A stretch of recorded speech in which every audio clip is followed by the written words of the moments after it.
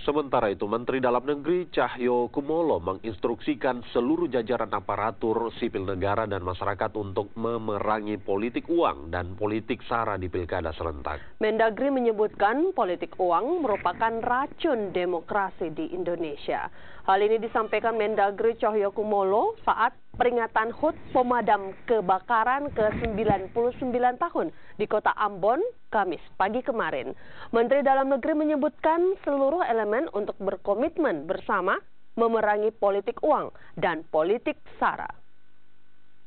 Daerah dan DPRD. Politik uang adalah racun demokrasi yang harus kita lawan dalam era pilkada serentak ini.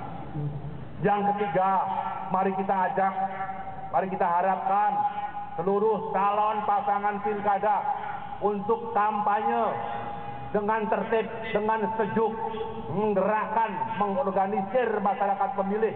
Mari adu konsep, adu gagasan, adu ide untuk membangun daerah yang akan dipimpinnya.